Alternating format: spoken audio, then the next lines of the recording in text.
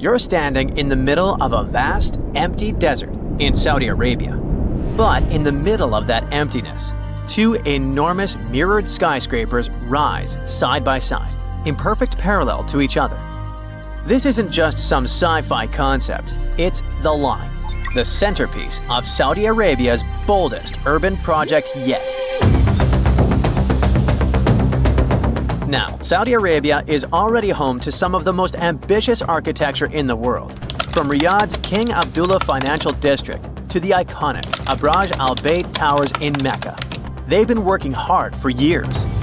But the Line is in a league of its own. This project was announced in 2021, and it is part of a larger vision for the country's future called NEOM, a $500 billion mega project designed to redefine how people live, work, and interact with the environment. I mean, what could go wrong, right? Well, I don't know. But Nadmi Al Nasser, the longtime chief executive of the ambitious project, has recently departed. Suspicious. Even more so because NEOM's statement issued soon after did not give any plausible reason for his departure. Then, the Line project itself was originally expected to cost around $200 billion. But by 2024, that number had skyrocketed to a mind-blowing $2 trillion. That's about twice Saudi Arabia's entire GDP. And if you ask independent experts, they think it could end up costing even more. At first, the plan was to build about 10 miles of the project and have 1.5 million people living there by 2030. By now, the expectations are way more modest. Only just under 1.5 miles are likely to be done by 2030, with fewer than 300,000 residents. The project has come across a lot of problems along the way. Engineering issues and management problems have caused major delays, and progress hasn't been as fast as hoped. And now, let's figure out what exactly is the Line. It's a literal city made up of two parallel skyscrapers, each towering 1,640 feet high. That's higher than almost all the tallest skyscrapers in the world. These skyscrapers are 656 feet wide and stretch for a mind-boggling 106 miles across the northwest of Saudi Arabia, right near the Red Sea. The most astounding thing? The entire city is actually within this one structure. There are no cars, no roads, no emissions. But we'll go into detail a bit later. The complex is supposed to house 9 million people, and all of this running entirely on clean energy. Such a project aligns perfectly with Saudi Arabia's ambitious Vision 2030 plan. The outside of the skyscrapers will be covered in mirrors that will reflect the surrounding desert landscape, creating an almost seamless blend between the city and its surroundings. Inside, there will be lush parks, cascading waterfalls, flying taxis, and even robot helpers to take care of everyday tasks. They're also planning to make an artificial moon as part of the city's design. One more thing that makes the Line so unique is its design. Unlike traditional cities that spread out horizontally, the Line is vertical. Everything, homes, offices, parks, schools, shopping centers, are stacked on top of each other in layers. This means that residents won't need to travel long distances to get what they need. In fact, the designers promise that all amenities will be within a 5-minute walk from anywhere in the city. And while it's compact in width, the city's vertically layered structure means it can comfortably fit all 9 million residents, while leaving plenty of room for parks, natural spaces, and modern conveniences. There's even a plan for year-round climate control, keeping both indoor and outdoor spaces at comfortable temperatures, no matter how harsh the desert weather gets. Of course, even with everything close by, people will still need to get around the city. Worry not, the Line has it covered in the most futuristic way possible. It features a high-speed train system that will travel from one end of the city to the other in just 20 minutes.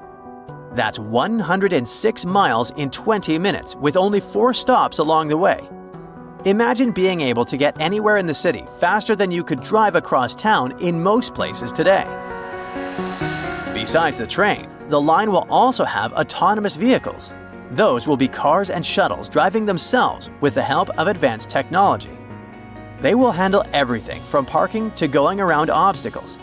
Even cooler, in the line, every car, train, and any other piece of infrastructure will be connected in a huge network called the Internet of Things. Sensors and real-time data will allow traffic to flow smoothly, preventing delays and reducing congestion. They first spoke about the NEOM project in 2017. Besides the line, NEOM is supposed to include an octagon-shaped floating industrial city and a posh mountain ski resort. There, Saudi Arabia will host the Asian Winter Games in 2029. Plus, there will be the world's largest green energy plant, which will make the region self-sufficient and sustainable. The goal of NEOM is to attract people from around the world, not just to visit, but to live there. Residents will even be given their own identity, Neomians. Not everyone thinks this construction is a good idea. Some urban planners and architects have pointed out pretty big flaws in the city's straight-line layout. You see, in a regular city like Johannesburg, which covers way more ground than the line, two random people are usually only about 20 miles apart. But in the line, the average distance between two random people would be 35 miles. That's almost double, even though the line's overall area is way smaller. This setup could make it harder for people to connect socially and might be a pain to navigate, even with a high-speed train zipping through it. Now, they promise that every resident will have everything they need within a 5-minute walk, but there are doubts too. People wonder if living in a super compact, stacked-up design might end up feeling claustrophobic or even too much to handle. As for the whole mirrored exterior idea, it looks pretty cool in renderings. But there's an opinion it could actually mess with the environment. Reflecting all that sunlight in a desert might disturb local wildlife or create unexpected heat issues. The line's high-tech features sound amazing, but they come with their own set of headaches. The city is supposed to run on the Internet of Things tech and autonomous vehicles. Sounds awesome, right? But how are they going to pull that off for a 106-mile-long city? For things to run smoothly, every piece of tech, cars, trains, infrastructure, needs to be perfectly in sync, sharing tons of real-time data. If there's even a tiny glitch, it could throw a wrench into daily life for millions of people. Then there's that high-speed train. It does sound like a dream, but actually building and keeping it running in the middle of a desert is not so easy. The heat, shifting sands, and wear and tear on the tracks could cause big delays and rack up costs pretty quickly. People around the world are questioning if the line is even doable. The first inhabitants were supposed to start living there by 2030, but there are reports about scaling the project back, so that deadline feels like a big stretch. There's also a sustainability issue. The line is supposed to have zero emissions and 100% clean energy. But building something so massive is bound to take tons of resources. With all these challenges, Saudi Arabia is looking into new ways to fund the line and figure out which parts of their Vision 2030 projects to prioritize. An insider has recently said that some projects might go ahead as planned, while others could be delayed or scaled down. This lines up with what Ali Shahabi, who's on NEOM's advisory board, has said. He admitted that the Vision 2030 goals were always meant to be super ambitious. Like, almost too ambitious. But he argued that even if they only pull off part of it in time, it'll still be a big deal. How much do you know about Saudi Arabia? Here's a fun fact. Saudi Arabia is actually bigger than Mexico. And yet, 85% of the whole population lives in these two regions. This is like 20% of the total area. Hope you're hooked because it only gets more interesting. So, Saudi Arabia is located in the furthermost part of southwestern Asia, on this piece of land between Africa and Eurasia, which is called the Arabian Peninsula. You will find the country fast because it is the biggest one out there. In fact, Saudi Arabia is actually the 13th largest country in the world if we talk about the area. It's about the same size as Greenland. Wait, what? They don't look similar in size at all. Well, remember that the map is a projection of the globe. The scale of projections on different latitudes isn't the same. Closer to the equator, they are smaller. Closer to the north, the scale gets larger. So the flat map is quite distorted, so you shouldn't trust your eyes too much. Let's look at the globe and find these countries. Here is Greenland. And this is Saudi Arabia. Now they almost look the same. The Arabian Peninsula is a desert region, so most of that area is real desert. And since Saudi Arabia takes most of the peninsula, it has a lot of deserts too. 95% of the country's territory is a desert or semi-desert. Rub al Khali, the largest continuous sand desert in the world, is located in the country. By continuous, I mean there is nothing but eternal sands there, and it is truly huge. It's bigger than the Netherlands, Belgium, and France combined. And sand dunes can reach the height of a 60-story building. Yet, it's really hot and humid out there, and there are no natural water sources. There are, of course, seas around the country, but it's seawater. So, Saudi Arabia has to desalinate the water from the sea before it can be consumed. The country gets tons of water from abroad, but a gallon of water is still more costly there than a gallon of oil. So if you ever take a trip, stock up on the liquid of life. You will never guess what else the country imports from abroad. Sand! Yes, being a desert and having sand in abundance, Saudi Arabia still has to buy sand from Australia for construction and glass production. Turns out, desert sand is unstable and not suitable for that kind of business. At the same time, the country has something valuable: oil. At first, Saudi Arabia was a poor desert state. Then, in 1938, oil was discovered, and everything changed. Today, it has more oil than any other country and is the largest oil and fuel exporter in the world. Yet, you can imagine that harsh weather and climate conditions made people choose places for their settlements wisely. The reason why most of the population lives in a small area is because everything else is a big hot desert with no water. Here are the country's 7 biggest cities. Dammam is located right here on the shore of the Persian Gulf. This city has the largest airport in the world, the King Fahd Airport. It's 5 times bigger than the world's 2nd largest airport. Let's move to the west. Riyadh is the capital and also the most populated city. The word Riyadh means the garden. This probably reflects how the city was back in the day, an oasis in the middle of the desert. Now it's a huge megapolis with skyscrapers, and it has grown this big and tall in less than a century. Now let's move southwest and travel along the other densely populated area. The road from Riyadh to Aba is right west of Rub al Khali, the empty quarter. That largest continuous desert I told you about. That area isn't inhabited and isn't even fully explored. Yet beneath its sands, there are big reserves of petroleum.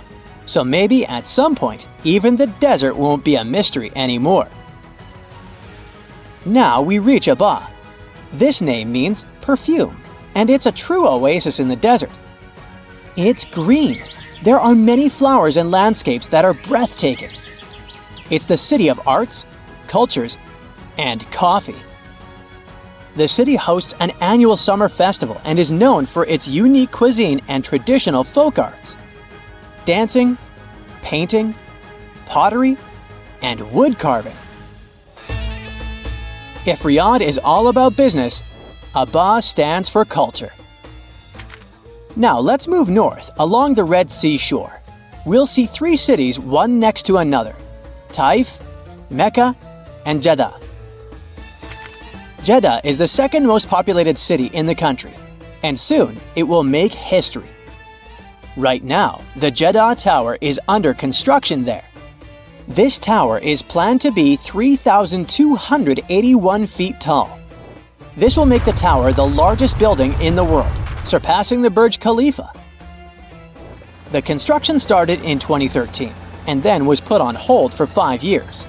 In 2023, the construction was resumed. Jeddah also has the tallest fountain in the world, the King Fahd's Fountain. It shoots water as high as a 20-story building. Remember that the country has problems with fresh water? So of course they don't use that precious liquid. Instead, the fountain gets the water from the Red Sea, which means that the water in it is salt water. Mecca is the holiest city in the country. It's home to the world's largest mosque and many other sacred places. During religious holidays, the number of people in the city more than doubles. The road from Mecca to our next destination, Taif, is captivating by itself. It goes through mountain ranges and deep valleys, fruit markets, and rose farms. Taif is a mountainous city, usually covered in clouds. They give the city a much desired shade and some coolness. So you can imagine that it's a very popular tourist destination, especially in the summer, because it's one of the few places in the country with tolerable weather. Taif is unofficially called the summer capital of Saudi Arabia. It is also called the City of Roses. About 300 million roses are grown in the city every year. Once harvested, they're used to produce the world's most expensive rose oil. We have a few more big cities on the list, and we keep going north. The next stop is Medina. It's another sacred city with a rich history, and it's home to the largest mosque in the world. Not every visitor will get to see the city center because non-Muslims aren't allowed there. The outskirts are good too. Medina is the center of agriculture and is mostly known for its date palm trees. They have about 300 varieties of those. Let's grab a few and move northwest to the last city of our tour, Tabuk. It's an ancient city dating back thousands of years. That's why you can find ancient petroglyphs in various places. But it's not the only thing the city has to offer. Actually, Tabuk has it all. Ancient landmarks, gorgeous rocky landscapes, beautiful beaches by the Red Sea, many festivals with diverse cuisine and traditional Saudi Arabian music. Even better, the region is fertile and it's great for cultivating crops. In Tabuk, they grow citrus fruits, dates, and olives. Just a few words about the landmarks. There is UNESCO's World Heritage Site of the Nabatean ruins. And the Tabuk Castle is one of the oldest castles in the world. You can also check out the Hazma Desert. It's a museum of rare rock formations that appeared naturally over centuries. I don't know about you, but visiting Saudi Arabia is on my wish list now. What countries would you like to visit? Let me know in the comments, and don't forget to subscribe to the channel. The tour is over, but I have a few more facts for you. The national animal of Saudi Arabia is the camel. Turns out camels are native to the Arabian Peninsula, and there's evidence that camels and people lived side by side for centuries. People in Saudi Arabia love and respect their camels. And on smaller roads, they're used as a form of transportation. There are even beauty contests for camels, and enthusiasts say that a beautiful camel stands out right away. And now, that's a wrap on Saudi Arabia. See ya! Tunnels, metro, underground systems, and even secret passageways to the houses of the rich and famous. Why else do we need tunnels, you may wonder? To hide. Many cities have underground tunnels and even underground doppelgangers. Now let's make it clear. Those passages are normally not connected, contrary to the popular rumor claiming that it was possible to get from Scotland to Turkey using underground passageways built around 5,000 years ago. I mean, it sounds insane even today. Imagine building it back in the day. These tunnels have an official name, the Erdstall tunnels, and they were most likely built in the Middle Ages. However, we still don't have the exact information about the date. The highest concentration of those tunnels are in Bavaria, Germany, but there are many of them in Great Britain and France too. Erdstall tunnels, a unique type of earthen passage found globally, are characterized by their narrow, oval-shaped corridors and tight choke points, known as schlups, or slip-outs. Despite speculation, their purpose remains a mystery. However, some of those tunnels have fireplaces and even vents, which might mean those were used primarily for shelter. Dating back to the Middle Ages, possibly as early as the 12th century, Erdstall tunnels lack archaeological signs and historical records, so it's not a surprise that there are many rumors about their use. Some scientists are sure those were storage spaces, though their narrowness makes this impractical. Another idea is that they provided hiding spots for farmers during tribal raids. However, their single entry point raises doubts about their effectiveness in evading threats. Now, if you're feeling like Indiana Jones and want to venture into those tunnels, you're in luck. A few structures, like the Erdstall Radkobluken in Austria, welcome visitors to explore these enigmatic structures. Most of them are closed to the public eye, though. The origins of Erdstall tunnels remain largely unknown, just like their real functions. And if you think, hey, it's the 21st century here, we can study pretty much everything, well, you're wrong. What makes these tunnels hard to study are the tight confines. Traditional surveying methods often prove inadequate in such spaces. To solve this problem, scientists use a handheld device that integrates an RGB camera, a gyroscope, and high-resolution depth sensors, allowing them to capture intricate details of the tunnels. They also use modern techniques like 3D surveying in hopes of uncovering the true origins and purposes of those tunnels. One hypothesis even suggests they may have been poorly conceived dwellings, abandoned when their inadequacies became apparent. Still, not everyone quite agrees with this idea. Other theories suggest they served spiritual purposes, while the most intriguing idea speculates that those tunnels may be remnants of extraterrestrial civilizations. Experts believe they may have been used for practical matters, such as granaries or hiding spots from looters. As we don't have exact info on who built it and when, it may be pretty much anyone, even a sloth. Nope, I'm not a lunatic. Sloths can build giant tunnels. Check this out. In 2009, a farmer in southern Brazil was driving his tractor through a cornfield when it suddenly sank into the ground.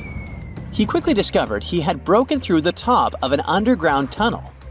When researchers came to investigate, they found a tunnel around 6.5 feet high and the same 6.5 feet wide, extending about 50 feet long, right beneath the farmer's house. When they looked closer, they instantly saw deep claw marks on the walls. That was the proof the tunnel wasn't human-made. So that thing the farmer uncovered was a megafauna paleoburrow, a prehistoric tunnel dug by ancient creatures like giant ground sloths or giant armadillos from over 10,000 years ago. I know, it's hard to imagine those beasts, but let me help you. Take a hamster. Now, increase it to the size of an elephant. Don't forget, this 13-foot-tall hamster could also walk on two legs. During their time, around 15 million to 10,000 years ago, many species of sloths and giant armadillos roamed the Americas, some even digging similar tunnels. Today, many of these tunnels are filled with sediment, though some remain clear, similar to the one the farmer discovered. This 2009 find sparked significant interest, leading to the discovery of over 1,500 paleoburrows across southern Brazil, making it the era with the highest concentration of such sites worldwide. But no one knows exactly why there are so many of them in southern Brazil. While some paleoburrows exist throughout South America, none have been found in North America, which is weird since those huge sloths roamed the entire continent. The exact purpose of these large tunnels remains a mystery. but scientists believe they may have served as nursing spaces, temperature regulation, or hibernation areas. Tunnels likely developed over centuries as successive generations of sloths and armadillos expanded them. Now, let's take a look at fugus. No, not the Japanese fatal delicacy, and no, not a town in New Guinea. To see them, we gotta travel to the UK. So fugus are underground structures too, but they don't look exactly like tunnels. They are dry stone structures. They look as if a cave had been decorated with stones from the inside. There are only around 15 of them found so far, and most of them are located in Cornwall. According to the estimates, those tunnels were built about 2,400 years ago, and they're still in pristine condition, which is truly fascinating. I mean, back in the day, people had no cool machinery whatsoever, yet their structures still last. And if you dare to buy an apartment today, well, chances are you won't be too happy about the quality. Going back to our fugus, there's nothing extraordinary about their supposed purpose. They could be used for spiritual purposes, as a place to hide, or a food storage. The latest application, though, is a bit weird. I guess it's not a secret for anyone that England is famous for its excessive humidity. And if you want to store your food properly, you gotta avoid the humidity at all costs. Otherwise, say welcome to mold and fungi. But ancient people weren't dull-witted at all, or they wouldn't have survived, and you and I wouldn't be around now. So they might have adapted those fugus to store just some products, those that already had natural molds in them, assisting in the preservation of perishable food, like milk, butter, and cheese. But hey, those are just speculations. The true reason why they were built remains unknown. What makes fugus unique is that they are intentionally built tunnels, not just excavated mines like those in Wales. They were crafted by digging deep trenches, lining them with stone slabs, covering them with capstones, and then filling over them, all of which took significant time and effort. Still, no matter how hard those were to construct, cities around the globe are often built over intricate tunnel systems, each unique to its location. For instance, Paris is famous for its extensive underground quarries, which were abandoned years ago, but still pose a risk of collapse in certain areas above. London boasts one of the largest tunnel networks in the world, including many that were specifically created for military purposes. In New York City, there are rumors of secret tunnels, while Los Angeles has old tunnels from the Prohibition era used for speakeasies. Many other cities also have their share of enigmatic tunnels, and surprisingly, Florida is no exception. It happened in the year 2011 in Ybor City. Near a former post office, flooding uncovered something weird, a section of an unknown structure. Back then, people didn't pay much attention to that, so it took another 7 years to discover something truly fascinating. This historic neighborhood was founded in the 1880s, but it remained unknown until 2018 that it also has a hidden tunnel network. We only learned of it because of renovation work. The exact purpose, of course, is unknown, but most scientists are pretty sure that they serve to connect to early gaming spots and the port of Tampa. Figuring out how extensive the tunnel network is tricky. In 2018, a historic home in Seminole Heights revealed locked doors leading to tunnels from the 1920s. One local even said he traveled through a tunnel for 20 minutes. Rumors suggest some tunnels connect to the Hillsborough River and Ybor City. Research is ongoing, but no new info has emerged yet.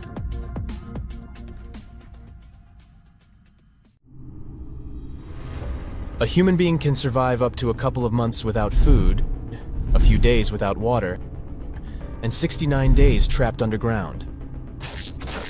At least, that's what 33 miners in Chile managed to do. The 5th of August, 2010, started like a regular workday deep underground. The miners were going about their business, digging for copper, gold, and other minerals. Some of them were working almost 2,500 feet below the surface. Another group was resting in the refuge, a room carved out of the rock for miners to relax in and breathe some fresh air pumped in from the surface. They were waiting for a pickup truck to give them a ride up for lunch. Around 2 p.m., they felt some massive vibrations. A massive bang followed. Everything around started shaking. Dust filled the air, and the passageway collapsed, trapping the men inside. When the noise faded, the miners decided to make a run up to the surface from the refuge. Their shift manager and others joined forces, determined to rescue every single man. Deep below, 2 miners were loading rocks into a truck when they felt a burst of pressure. They thought it was nothing extraordinary until the dust became so thick that they couldn't see a thing. Driving blindly, they almost collided with their shift supervisor, who signaled them to stop. With the truck now packed with terrified men, they set on a treacherous journey toward the surface. The truck struggled under the weight of its passengers, but it pressed on. They met up with more workers, cramming onto the truck like sardines. Obstacle by obstacle, they moved to the surface until they bumped into a huge rock, weighing around 700,000 tons and as tall as a 45-story building. They sent the smallest of the miners to see if there was any hope of squeezing through next to the rock. He only managed to crawl 10 feet forward with a lamp in his hand and told everyone else there was no chance to get any further. Some of the older miners got trapped at work before, but it would usually be some rocks that a bulldozer could clear in a couple of hours. This time, it was different.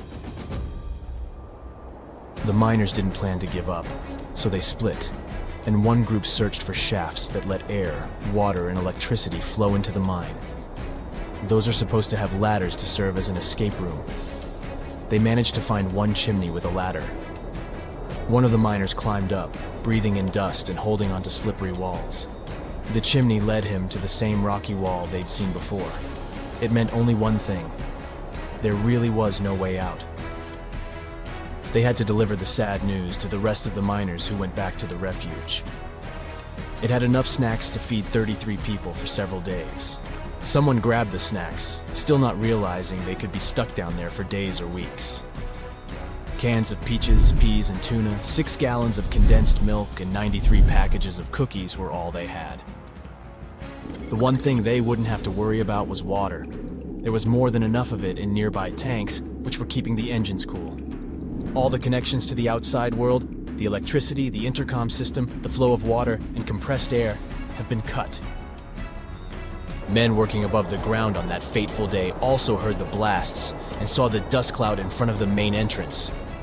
While the miners were settling in for the first night in the refuge, the local emergency squad was trying to do everything in their power to save everyone. One team went down in a pickup truck until they bumped into the gray rock mass at around 1,500 feet. Another team tried descending on ropes and pulleys into the chimneys, but they found obstructions at each level. The supervisor of the team took off his distinctive white helmet to show all the workers were equal now. As the miners remembered later, it was one inspiring gesture for them. On the 7th of August, there was another collapse that blocked the ventilation shafts. On the next day, the rescuers started drilling holes and sent down listening probes to see if there were any signs of life down there, with no results. The maps of the mine were outdated, which made the search more complicated. Deep below the surface, the miners tried to keep their spirits up, talking, joking, and telling stories. Their phones didn't have a signal, but they could still use them as cameras to record videos about their survival underground. Their metabolisms were slowing down, and even the most active among them were sleeping longer than usual and having scary nightmares. There was a haze drifting over their thoughts. They spent 17 days without any contact with the outside world, eating only once every other day. Some of the miners started having health problems. On the 22nd of August, one of around 30 probes sent into the mine detected tapping. It came back with a note saying, "All 33 of us are all right in the shelter." Soon, rescuers managed to deliver food, water, letters, first aid, and other necessary supplies through the narrow borehole. They also sent down high-tech video cameras that beamed back live footage of the men in their steamy, sauna-like surroundings. The miners invented a system of jobs and routines to survive in those conditions and remain sane. Above ground, an international team of engineering and mining geniuses put their heads together to crack the code of how to bring those brave souls back up to the surface. They came up with a plan to drill an escape tunnel and lower a capsule inside the mine, large enough to fit one person at a time. Then a crane would pull the capsule back to the surface. They brought 3 separate drilling rigs to the site and began work on the 30th of August, 25 days after the accident. The trapped workers were helping their rescue from below. They formed 3 teams and worked 8-hour shifts, demolishing debris caused by the drilling to reinforce the mine's walls. The original plan was to set them free by December, but Plan B drill finished working on a tunnel by the 9th of October. It took 2 more days to line up the tunnel with metal tubing. Finally, a rescue worker went down into the mine inside the capsule. The families and friends of the miners were waiting above the ground in a makeshift Camp Hope. The first worker got out of the mine after a 15-minute journey through 2,050 feet of rock inside the capsule. He was greeted as a hero. One by one, they all escaped from the refuge. Millions of people around the globe followed the rescue on live TV. It took less than a day instead of the planned 48 hours. All 33 of the miners, aged 19 to 63, had been rescued and were mostly in good health. They all had to wear dark glasses to help their eyes to the sun after being in a space with so little light for so long. One of the last miners to have climbed back up on the surface was Franklin Lobos, a former professional soccer player. While he was down there, teams around the world signed jerseys for him. Franklin got that welcome gift and a soccer ball. He said it had been the toughest match of his entire life. The incredible 33 were showered with love and praise. They were guaranteed 6 months of top-notch health care. They traveled to international destinations to talk as motivational speakers, appear in public, and explore famous landmarks. There was even a parade at Florida's Walt Disney World in the miners' honor. A movie named 33, based on their story, came out in 2015, featuring Antonio Banderas. He played the role of the miner who filmed daily video logs to assure the public that they were all right. This story, which many find to be a real miracle, went down in history and in the Guinness Book of World Records as the longest time survived trapped underground. Whenever you hear about ancient ruins, you almost never picture them being suspended somewhere, or just randomly hanging on the branch of a tree, right? In fact, for most of the ancient artifacts we have exposed in museums all over the world, archaeologists did quite an impressive amount of digging. You see, buildings have this funny way of fading away over time if not properly taken care of. Sometimes we need to reuse some building materials, so an older construction may be sacrificed in the process. Other times, houses are abandoned, and once they are exposed to the elements on the surface, like rain or sunlight, they don't really stand a chance. Some just simply crumble away due to good old erosion. So the only way a piece of architecture can survive the test of time is if it's somehow gotten buried deep down. Now, how did they end up buried in the first place? Well, it's quite the comedy of errors. Ancient cities had a habit of gradually raising their ground level like a kid adding toppings to their ice cream sundae. You see, these settlements were always busy collecting food and building materials to keep up with their ever-growing population. But hey, who has time to deal with waste and rubbish? It wasn't exactly high on their to-do list back in the day. So when it came to building new houses, ancient civilizations found it much easier to save their sweat and tears by piling up the rubble and constructing right on top. But that's not all. Rivers would also occasionally flood and deposit a layer of sediment on the city floors, further encapsulating those ancient constructions. And in those dry regions like the desert, where the wind likes to show off its sand and dust dance moves, you can bet it was a constant struggle to keep the establishments clean. One hilarious example is the Sphinx, which had its head buried in sand until a group of archaeologists unearthed it in 1817. Some ancient towns eventually got covered up because they were completely abandoned. With less human activity to control their expansion, plant seeds couldn't resist the opportunity and sprouted all over the place. They gobbled up carbon dioxide from the air and grew, adding more and more bulk to the ground. Those cheeky roots even decided to stabilize the soil made from decaying plant matter, creating layers upon layers of earthy goodness. It's like the ultimate DIY project Mother Nature embarked on, with plants as her loyal helpers. The act of digging into the secrets of ancient civilizations is not just about unearthing a lost world. It's also an epic quest to reveal the hidden treasures beneath layers of history. But how do archaeologists know where to dig in the first place? If everything is covered in layers upon layers of sediments, debris, and plant roots, they must have some sort of system they rely on before embarking on a new project, right? For starters, they're not always the ones suggesting an archaeological dig in a certain location. Let me explain. Let's say you're a contractor and you want to build a new fancy apartment complex in your city. Some local legislations have certain requirements before your project can start, though. For instance, before anyone starts building on a piece of land, they might need to bring in specialists to check the soil. These clever folks can be archaeologists, geologists, or paleontologists, and they need to keep an eye on things during development. If any artifacts or ecofacts, fancy word for organic remnants, are discovered, these experts swoop in to excavate and study them. But what about sites that have nothing to do with bulldozers and yellow hats?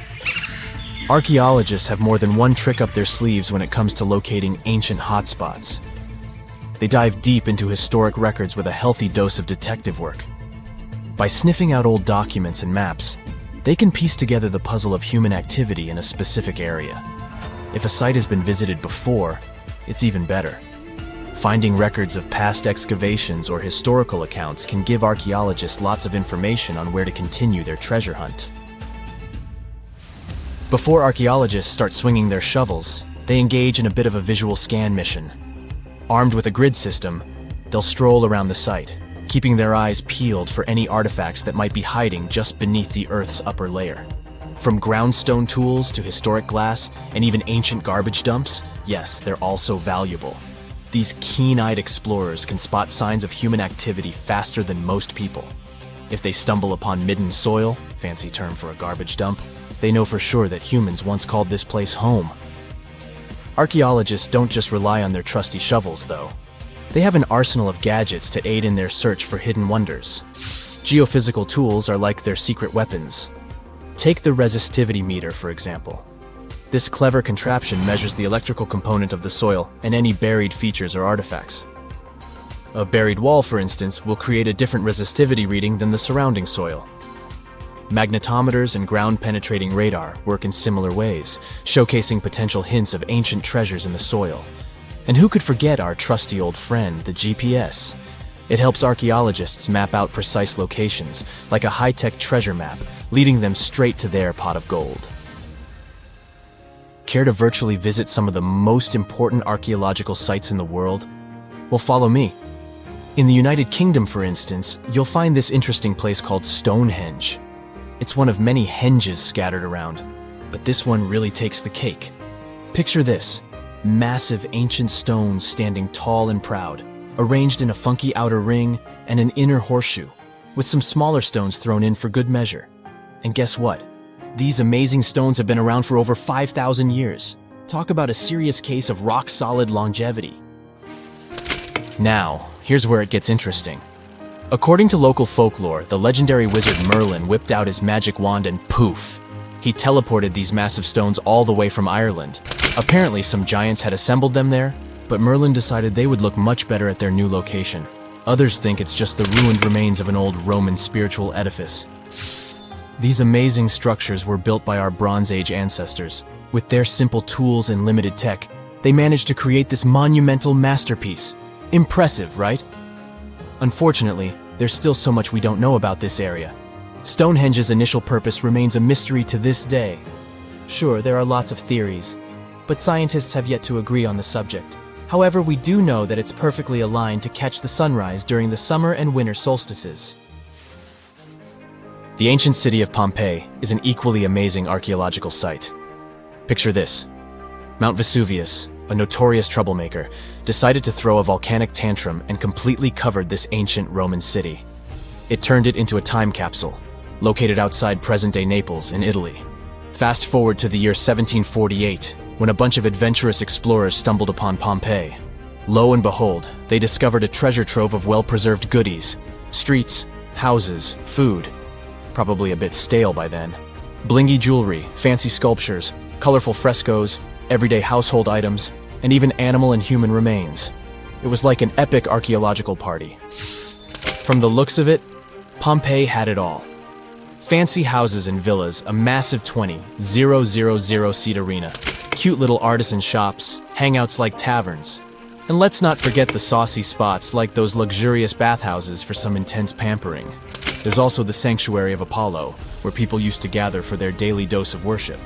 And of course, the bustling heart of the city, the Forum of Pompeii, where all the cool people used to hang out. And guess what? Pompeii is so cool that it made it to UNESCO's World Heritage List back in 1997. That's like the ultimate Hall of Fame for historical awesomeness. It also includes many other famous buildings and sites, like the Taj Mahal in India and the Acropolis of Athens in Greece.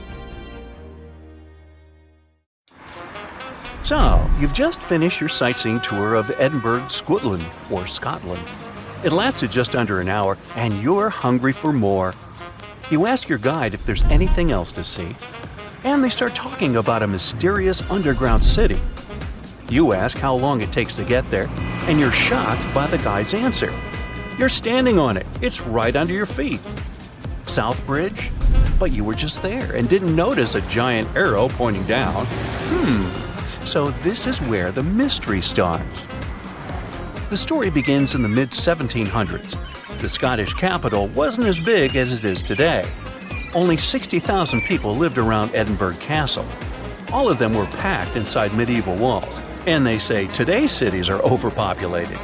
Get a load of the living conditions back then. The buildings were tall, so there was little natural light. Some houses had 14 stories. Cows walked the narrow winding streets and left stuff. Things were so bad that the famous English writer Daniel Defoe noted, "I believe that in no city in the world so many people have so little room." Yep, that's the guy who wrote Robinson Crusoe.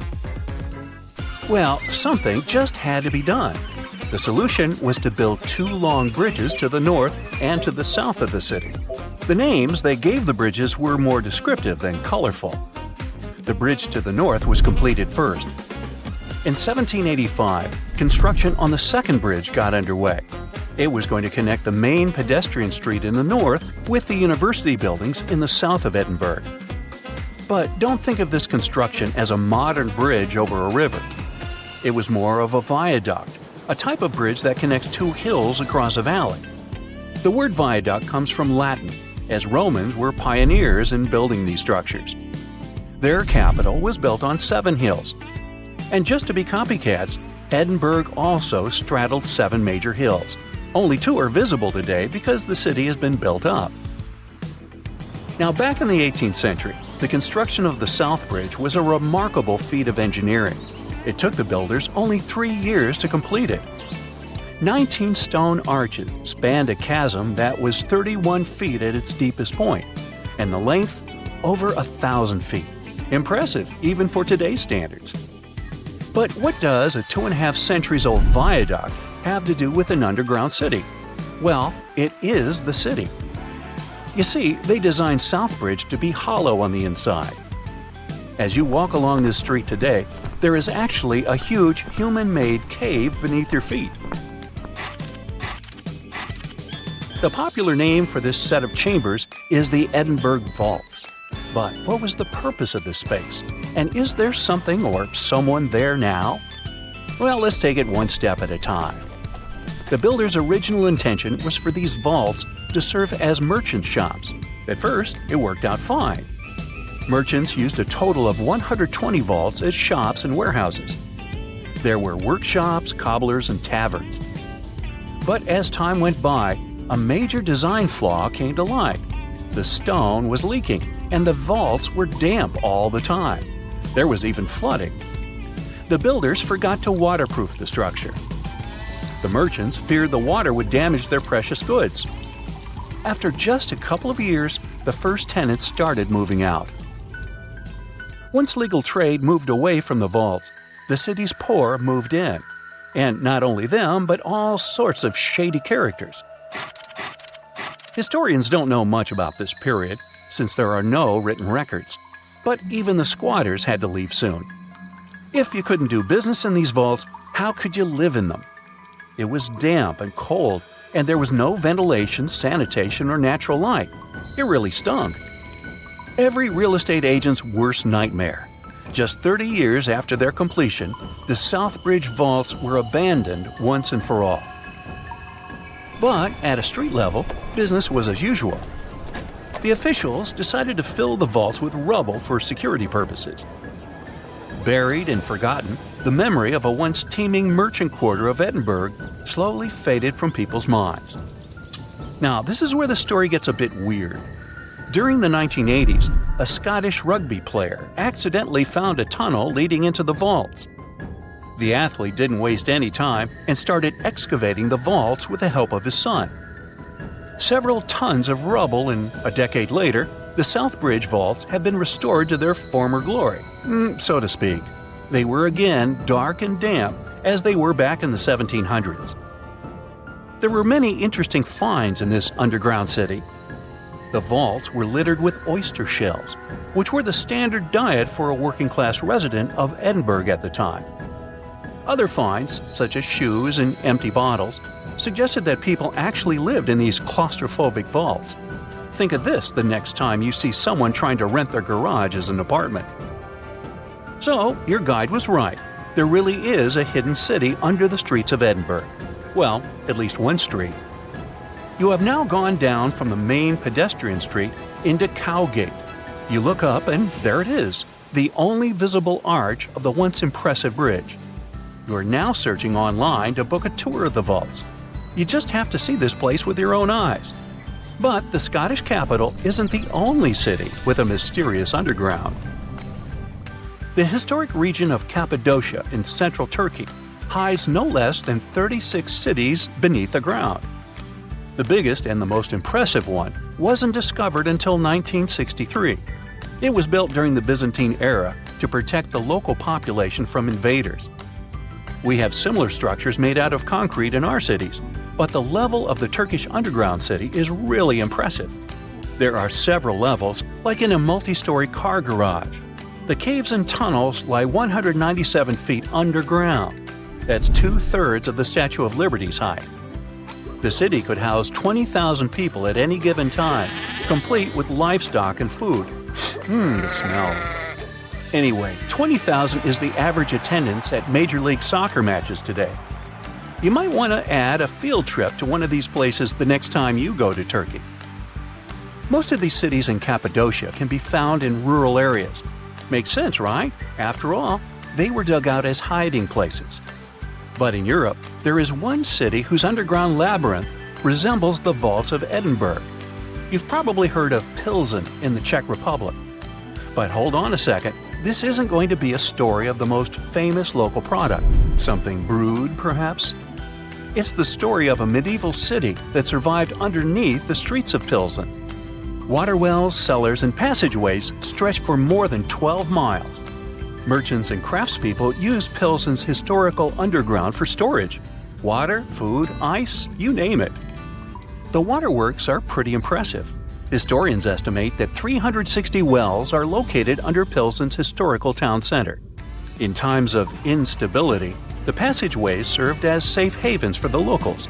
They definitely didn't go thirsty down there. Today, most tourists visit these mysterious underground cities. But in Canada, there's one where people live and work. The construction of Montreal's underground city began in 1962. The initial idea was to shelter traffic. That's a nice way to say that city officials were building a metro station. The idea caught on and the project expanded. Now, it's a real-life urban maze hidden under the downtown area. Need a place to stay? There are hotels down there. Want to grab a bite? Step into one of the underground restaurants. Multiple shops, a library, cinemas, the list is long. There are even residential complexes.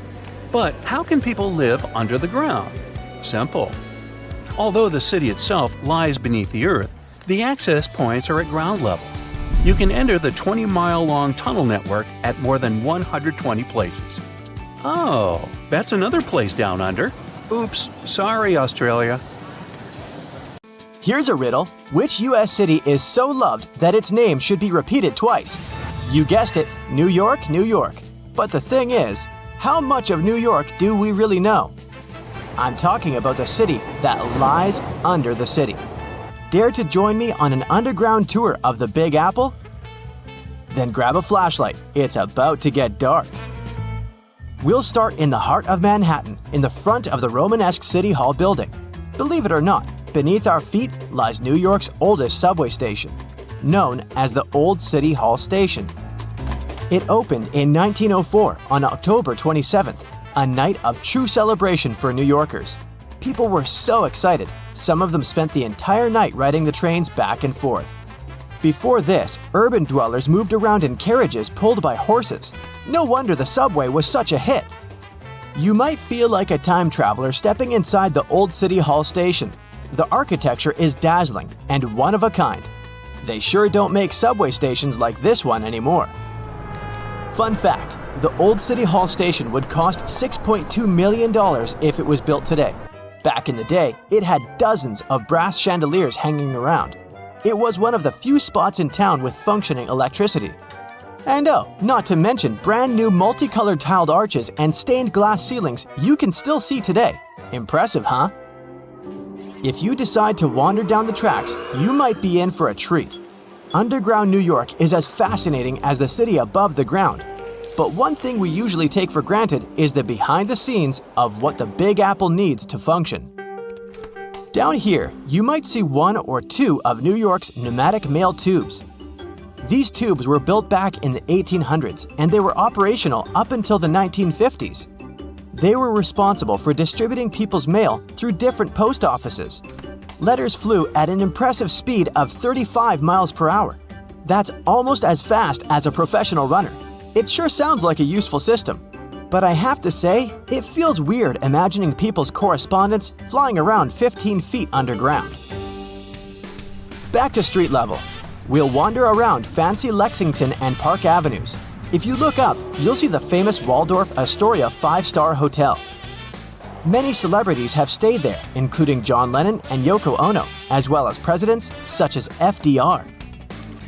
This is why the hotel used a secret infrastructure to sneak people inside and out. Under the building, a tunnel known as Track 61 connected the Waldorf Astoria to Grand Central Station. The track was deactivated in the late 70s, but some people say Andy Warhol threw a party there in the 80s. I bet that was something. For the next part of our visit, we'll have to take the subway uptown. We'll get off at 125th Street and find ourselves on the scenic waterfront of Riverside Park.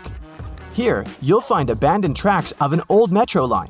If you follow the tracks, you'll get to an underground graffiti gallery, aka the Freedom Tunnel.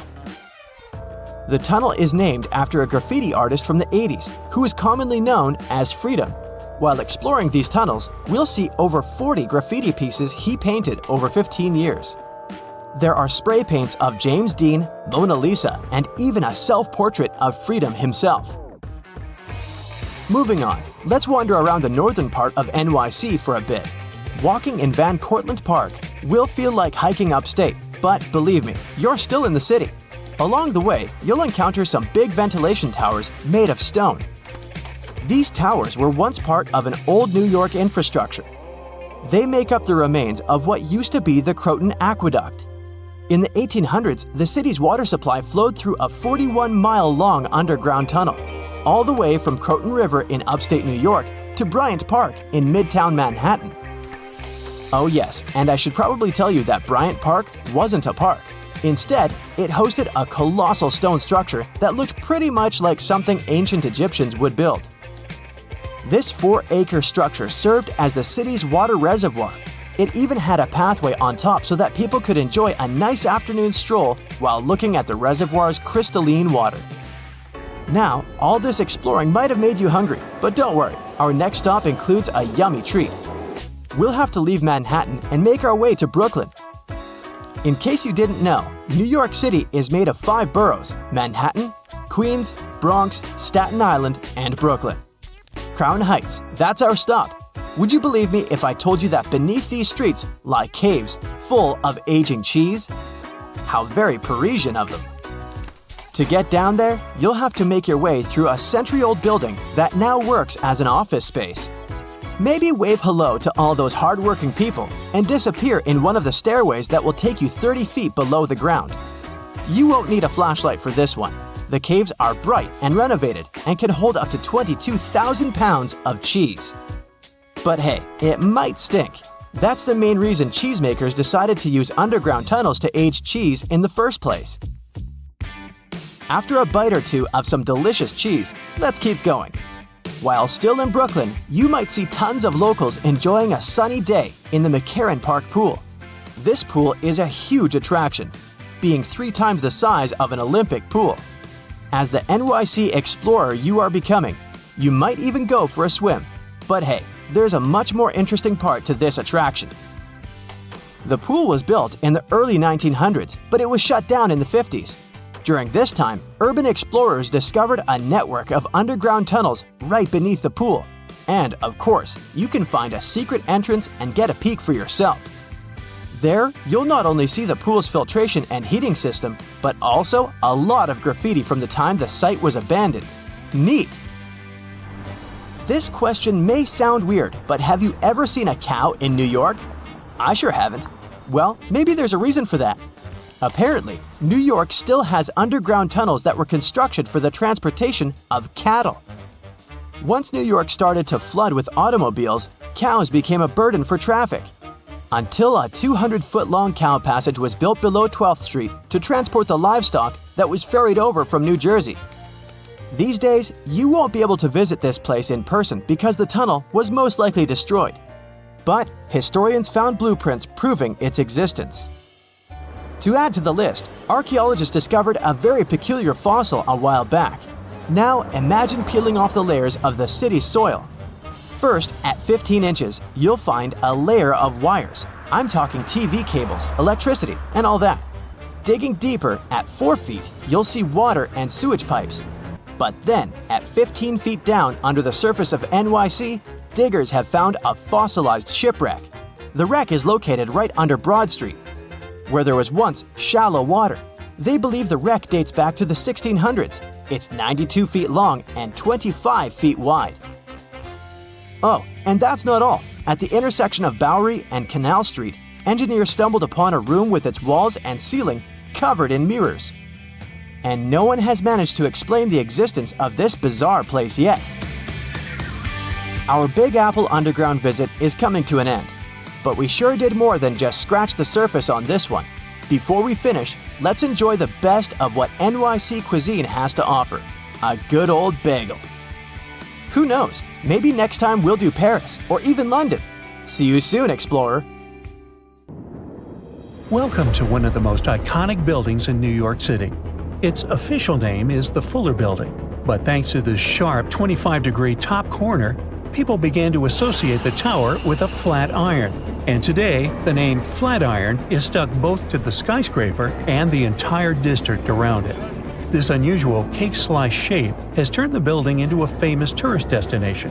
It has popped out in many movies, TV programs, and magazines. So you probably recognize this property, even if you've never been to Manhattan. Surprisingly, today the 285-foot-tall Flatiron is almost empty. And these fancy walls hide a pretty mysterious dispute between their owners. But first things first. In 1901, construction enterprise Fuller Company purchased a sharp triangular plot of land on the crossroad between Broadway and Fifth Avenue. They hired an architect from Chicago, Daniel Burnham, to design the company's new headquarters. The task was to maximize every inch of available space. So Burnham produced a project of a 22-story triangular tower made of steel. The Flatiron building resembled the shape of a Greek column, which means that its top and bottom are slightly wider than the middle. Fuller Company approved the design and demolished several old buildings to clear the space for the future tower. Construction progressed rapidly, and it was completed within a year. Yes, they used to be able to do that. The Flatiron became one of the earliest buildings to have steel for its structural frame instead of load-bearing masonry. Also, it became one of New York's first skyscrapers and the first steel skeleton structure visible to the public. The curtain wall cladding was also then innovative. The builders used terracotta and limestone to wrap a chic finish look around the steel structure that carried the building's weight. At that time, many people believed that this unusual architecture would fail to withstand high winds. The project's engineers analyzed the tower's aerodynamics and created a steel frame to fight likely problems with the wind. But people still reported experiencing heavy gusts on the street around the building. The Flatiron building had a bunch of other issues. As you may imagine, furnishing this tight space was quite a challenge. Also, the tower didn't originally have any bathrooms for females. That's why lady tenants were at a disadvantage at first. But then the management added ladies' rooms and placed them on odd-numbered floors. Meanwhile, bathrooms for males were placed on even-numbered floors. Also, the first elevators in the building operated on a water hydraulic system, so it took over 10 minutes to get to the top. Now you can see why that system didn't catch on. It's not surprising that the media expressed skepticism over the new building. Some even called it Burnham's Folly.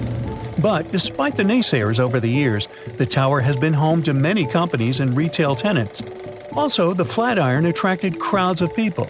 Gradually, it became a frequent sight in paintings and postcards, and turned into one of the most popular symbols of New York City itself. In 1929, during the Great Depression, the tower was sold at an auction for only $100,000, and in 1966, it got the status of an official city landmark.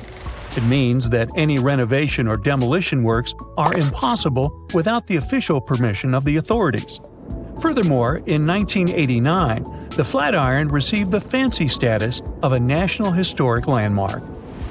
The last tenants left the building in 2019, and it has sat empty ever since due to renovation works, which have triggered many disputes among the building's current owners and future tenants.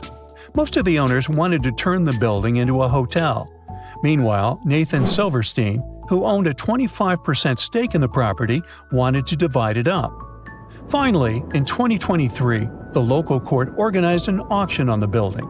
The owners, who held 75%, intended to buy out Silverstein's stake to put an end to all disputes over the future of this building. The bid started from $50 million and the price soared to $190 million thanks to an unexpected bidder, Jacob Garlick.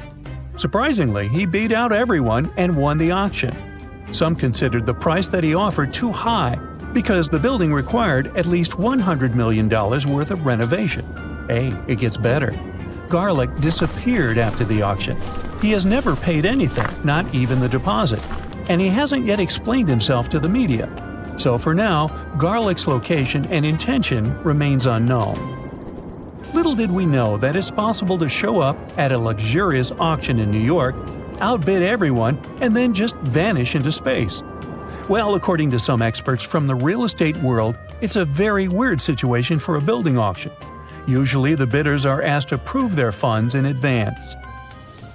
Some people suspect that Silverstein asked Garlick to attend the auction on purpose so that he could boost the price and earn more money.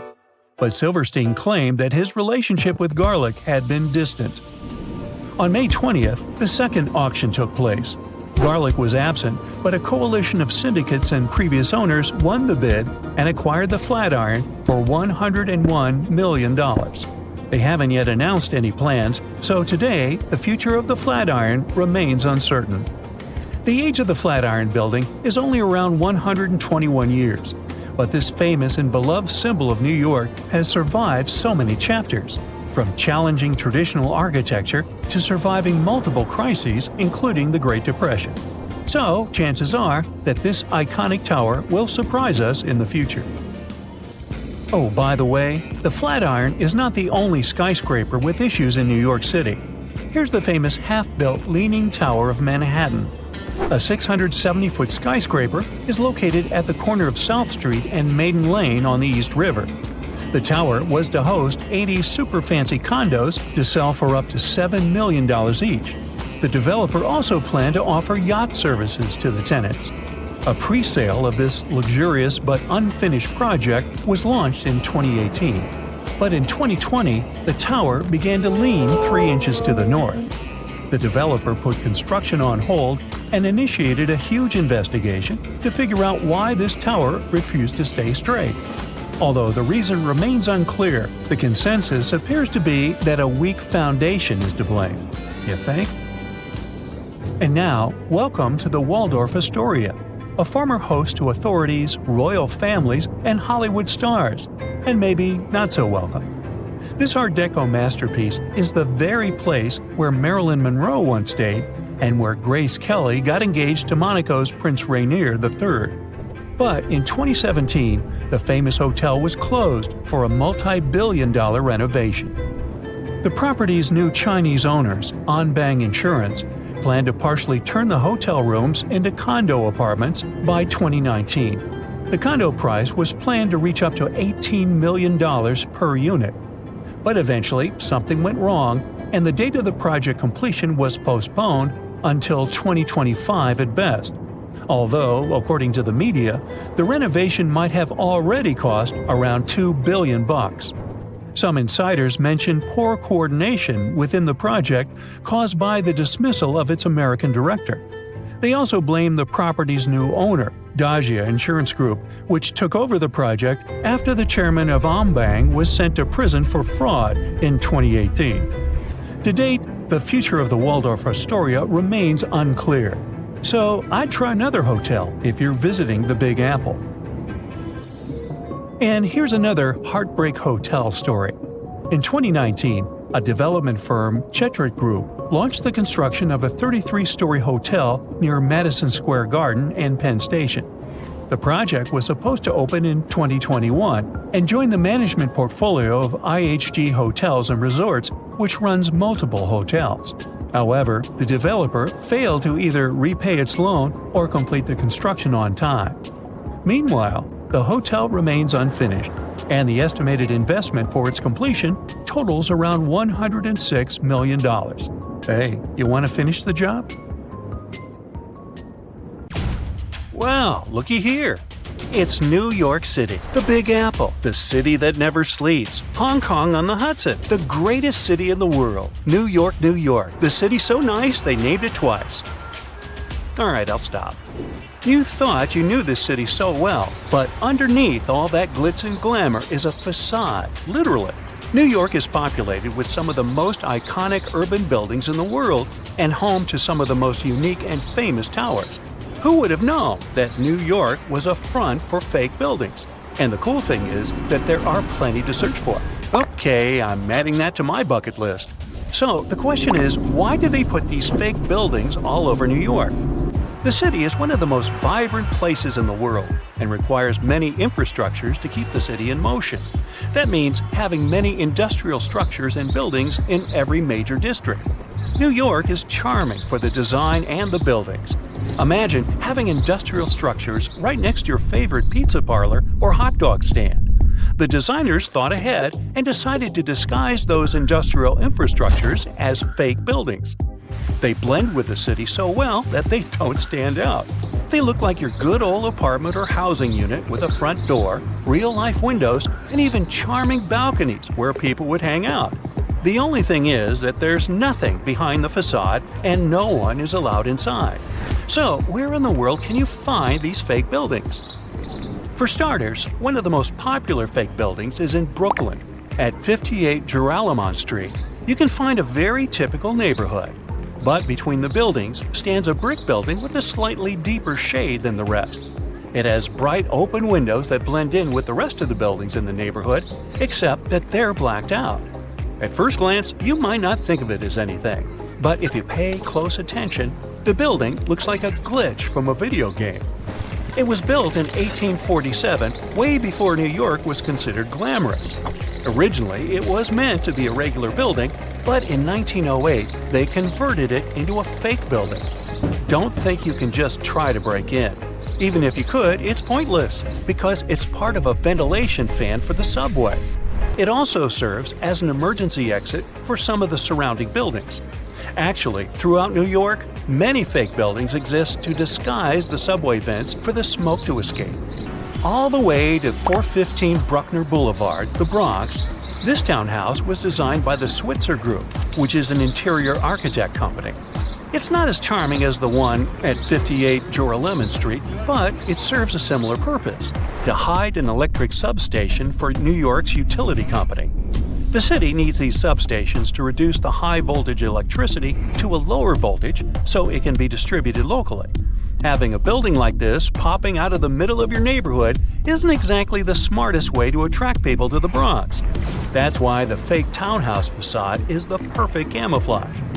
Now, some of these fake buildings don't really hit the mark and stick out like a sore thumb.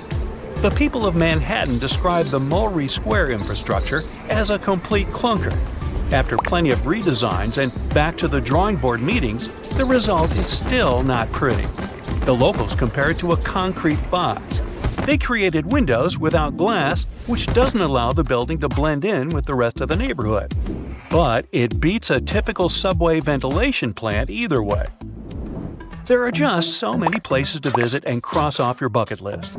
But if you live in China, you can literally stay in the country and visit many iconic cities around the world. The replica cities began when the Chinese economy started booming in the early 90s. They wanted the lifestyle of the rich and famous without wanting to leave their country. They can be comfortable eating their local food and get the feeling of being abroad. The Chinese province of Guangdong has an identical copy of the historical Australian alpine village Hallstatt. The real Hallstatt is centuries old and one of the most charming places to discover.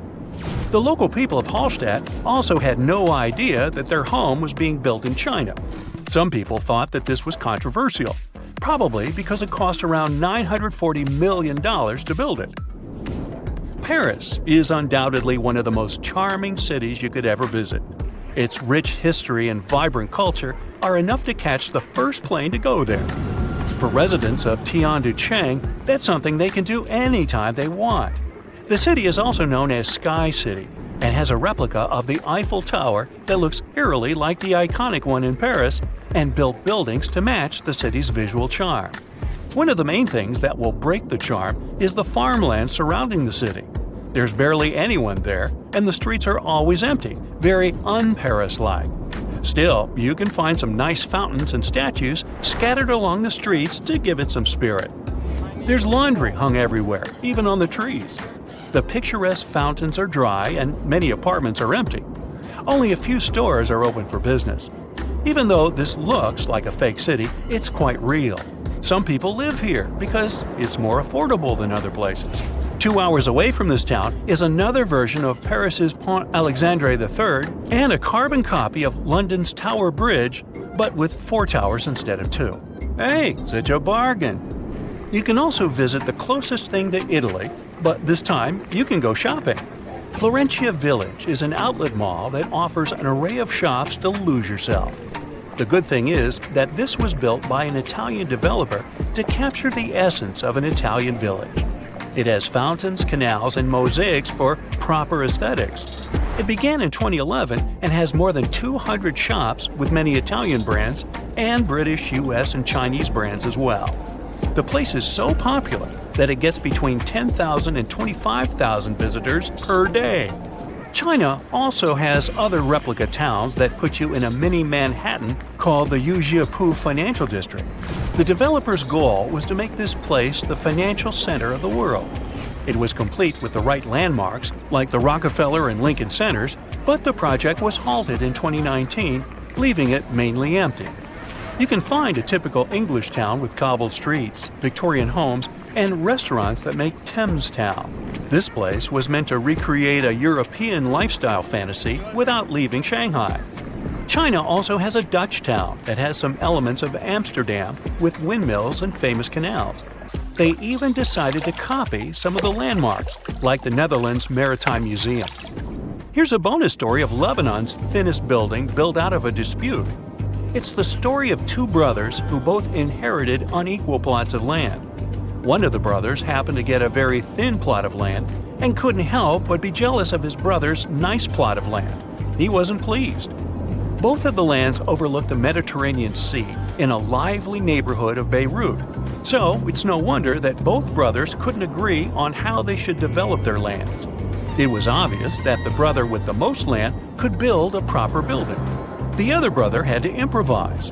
He decided to obstruct his brother's property by constructing a thin building enough to only fit 14 feet at its widest and 2 feet at its most narrow. It was constructed in 1954, and the locals of the area know it as the Grudge. The crazy thing is that the place was once habitable with many visitors enjoying their stay.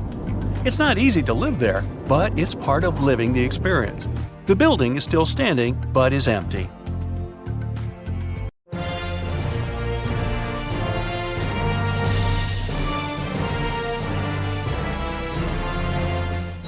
It's one of the most important national monuments of the United States, with over 500,000 visitors each year.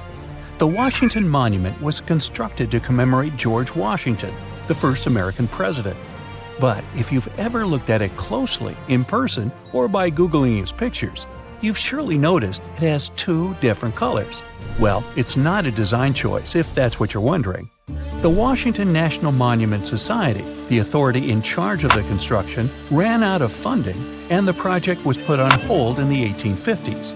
It took another 25 years for the authorities to resume the construction. They finished the upper 2/3 of the monument in 1884. Since they evidently used marble from a different location, given the time that had passed, it was difficult to envision how these materials would behave in the future. These 2 sections looked very much alike at first, but with time, mostly due to winds, rain, and erosion, they ended up having different hues. There's even a 3rd portion of marble, which is noticeable only if you pay very close attention. The constructors initially went for a marble provider in Massachusetts, but quickly realized the colors didn't match. They had to switch to another supplier, but their mistake resulted in this 3rd shade of marble. It's only noticeable up front, so people mostly think that the monument has 2 colors. The builders figured out the difference quite fast and found a type of marble that resembled the initial one. But the new material eventually turned to a different color too, mostly due to weather conditions.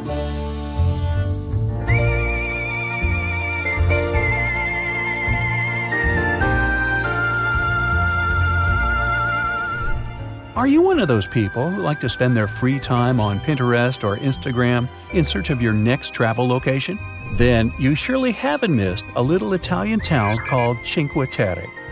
The reason why it's so popular among photographers and globetrotters is its brightly painted buildings, which come in a nice contrast to the crystal clear ocean waters. These houses come in a huge selection of colors, from green to yellow and even bright pink. So it's no wonder this location is such a hit. It looks more like a painting than an actual place on Earth. But why are these houses so gorgeously bright? Local legends say that fishers used to paint their homes in various colors so that they could quickly spot them from the water as they came back home from the sea. Now, some other buildings come with coloring so specific that their inhabitants are prohibited from changing it by law. It's the case of the Pink City, otherwise known as Jaipur in India. It has numerous buildings of different hues of pink, from dusty rose to fuchsias. This impressive coloring dates back to the 1800s. Rumor has it that the Indian Maharaja of the time, Sawai Ram Singh, wanted to welcome Prince Albert during his visit. So he literally painted the whole town pink, which of course begs the question, why he chose pink and not any other color? And it turns out this hue was meant to subtly imply the idea of a welcoming location or a place of hospitality. Jaipur isn't the only monochrome city in the world. Its blue counterpart is located in Morocco. It's called Chefchaouen. Some locals say that the city is painted blue to symbolize the beautiful coloring of the Mediterranean Sea. Others consider that painting their houses blue keeps them cooler when it's hot. There are even claims that painting a house blue can help keep mosquitoes away. People believe that the hue resembles the waves of the sea, which isn't a really desirable location for insects, if you think about it.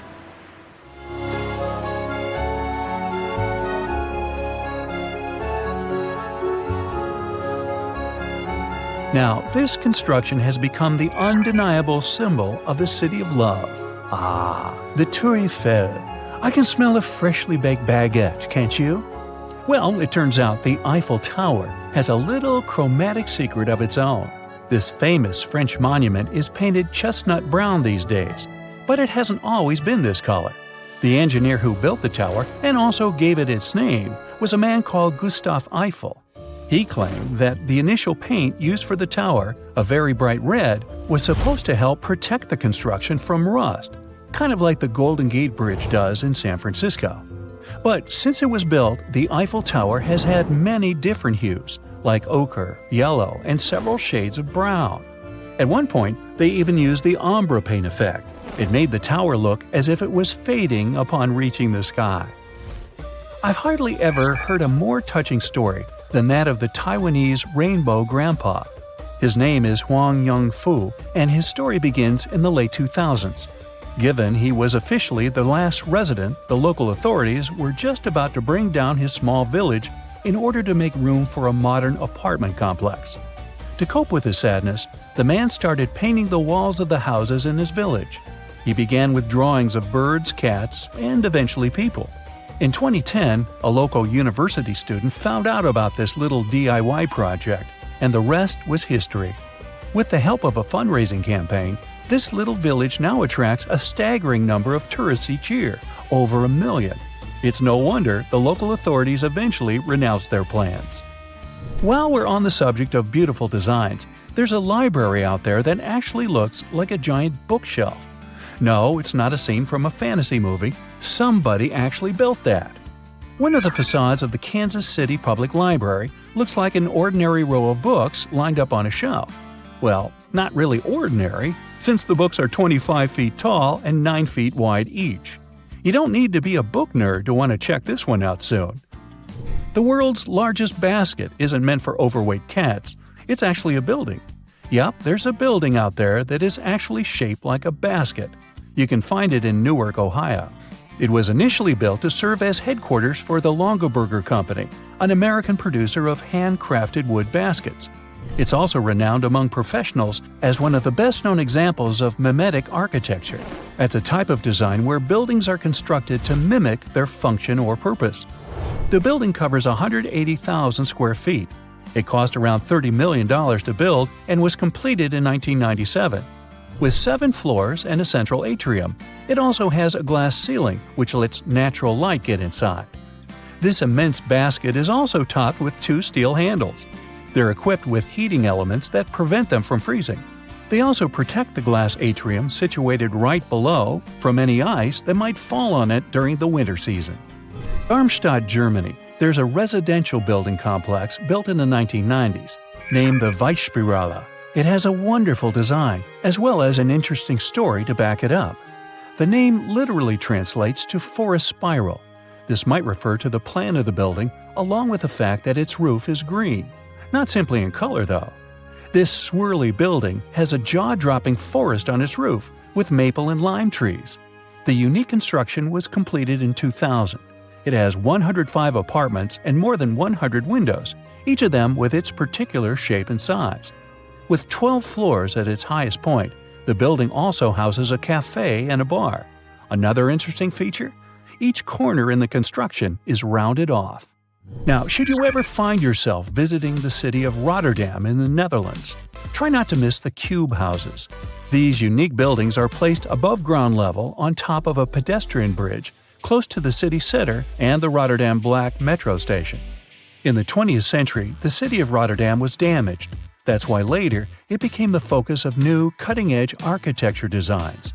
Dutch architect Piet Blom started designing functional housing, which could also leave some room for pedestrians on the ground level. He got the idea for these houses from simple elements, such as forests and trees. Each house is placed on a hexagonal pylon, a construction made of concrete and designed to look like the trunk of a tree. Each of these pylons has a staircase that leads to well-spaced living areas. Another example of a house that looks like it has just escaped from a fairy tale is the Nautilus House. You can find it near Mexico City, Mexico. With its shell-like shape, it's also one of the first representations of bioarchitecture. The man behind this unique design is Javier Senocien. He was inspired by the works of Gaudi and Frank Lloyd Wright. The very concept of bioarchitecture is that buildings should be constructed based on structures found in nature. It's also supposed to remind people of their local history and traditions. The Nautilus House doesn't have a lot of storage space, according to the builders, But this structure is supposed to be earthquake-resistant and maintenance-free. Not to mention hundreds of tiny rainbow-colored stained glass windows decorating the building. Shenzhen, China. At first sight, it doesn't look like a perfect place to build one of the fanciest and tallest buildings in the world, but a company from China decided to take a chance. They had visions of building Golden Finance 117, a unique, mighty skyscraper with plenty of things super rich people could enjoy. At that time, no one knew it would turn into one of the tallest ghost scrapers in the world, meaning it would be a skyscraper with no life, events, or people inside. The one that no one would even talk about anymore. The world has impressive tall skyscrapers. The first one was built in 1885 in Chicago. And the tallest one today is in Dubai. Then there's one in Shanghai, another one in Mecca, and Shenzhen. Golden Finance 117 was supposed to be the 5th tallest skyscraper ever built. The construction was started 13 years ago, and at first, it all looked very promising. In 2015, the building reached its full height, 1,955 feet. But then, something mysterious happened. People deserted the skyscraper shortly after it was almost done, and the whole project has remained unfinished to this day. The company got the idea in 2008. During that period, plenty of cities across China were trying to build something impressive to get their place on the world stage. Golden Finance 117 was supposed to be a commercial and residential tower for very rich people. Italian and French-style interior design, a polo club, extensive gardens. The skyscraper was supposed to have a 3-story diamond-shaped atrium at the top, with a swimming pool, sky bar, and a restaurant. And don't forget about the highest observation deck in the world, a paradise for those who could afford it. Imagine living at the top of such a skyscraper. Golden Finance 117 was expected to be habitable up to its highest point. This mixed-use skyscraper was supposed to rise 128 floors above the ground. There was a plan to turn 117 of them into commercial space and hotel, and 11 more floors were expected to be for operational and mechanical services. The building's ratio of height to width was 9.5 to 1. When you have such a high and thin tower, you have to be careful with such forces as strong winds. But the skyscraper was designed to resist all this.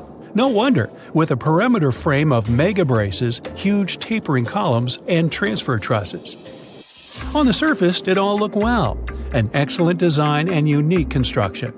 But before the company started pre-sales, authorities needed to inspect and sign off on the final product. This is a process all new developers need to go through if they want to get and keep their spot on the property market. The country wants only established and reliable companies to keep the quality levels high. Back in the day, the company that was building the skyscraper was a new player in the Chinese market, so they had to finance their project all by themselves. They couldn't start recouping their investment until each of their buildings was finished. In other words, it was tricky ever since the beginning. But they were focused on the result. If they managed to finish the entire project with no major issues, the reward would be amazing. So they started in August 2008. China survived the global financial crisis that also happened in 2008, but it still affected the market.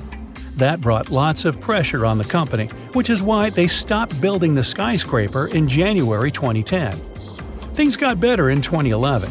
That's when the company decided to continue their work, finish the tower, and get ready to sell it because the market was growing once again. But considering all the rules on the property market, the company was in a very vulnerable situation. Things were getting more and more complicated. In 2015, there was a new crisis, this time affecting the stock market. The series of unfortunate events kept happening on and off until everyone stopped talking about the entire project. One more issue was the location. The skyscraper was being built on what used to be industrial land, and in the area, there weren't many wealthy people who could afford to live in such a building. The company probably hoped for people to relocate there once they finished the construction, which never happened. China generally has the biggest number of tall buildings in the whole world. There are 1,400 skyscrapers in the country. The US takes second place with more than 800 high-rise buildings.